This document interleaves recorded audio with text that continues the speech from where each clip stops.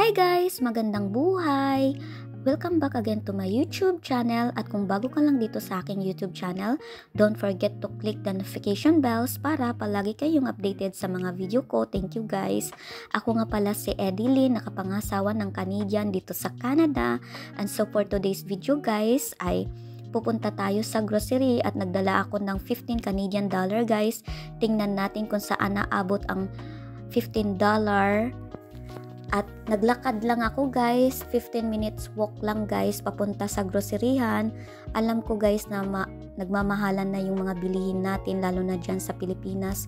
Alos yung 15 pesos, konti lang mabibili nating biskuit lang at candy. At ngayon, tingnan natin dito sa Canada kung saan naabot yung 15 Canadian dollar nila guys, anong mabibili natin dito guys. At ito, nandito na po tayo sa loob guys. Tingnan nyo naman, napakagandang mga bulaklak. Super ganda guys, iba't ibang kulay. Iwan ko kung anong pangalan ng bulaklak na yan guys, pero itong yellow na to alam ko ito ay sunflower. At meron din silang mga orchid guys, napakaganda guys, bongga, pero napakamamahal guys. Tingnan nyo naman, tag $8.99, so mahigit $9, may $7.99, mahigit $8. At nandito po ako sa watermelon, napakamura lang guys, $1 guys. Kumuha ko ng watermelon at may apple. Hindi na ako kumuha ng apple guys kasi may apple pa kami sa bahay. At tingnan nyo naman yung grapes nila dito guys. Yung price ng grapes nila ay $49.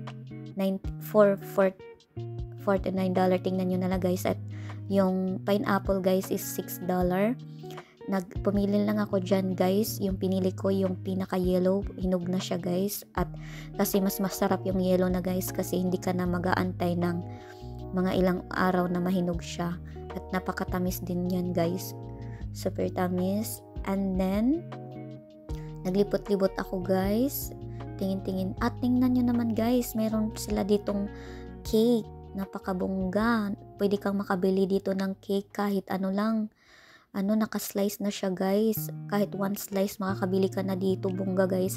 Tag $3.99, mahigit $4 guys. Tingnan nyo yung $15 ko, medyo marami-rami akong nabili guys.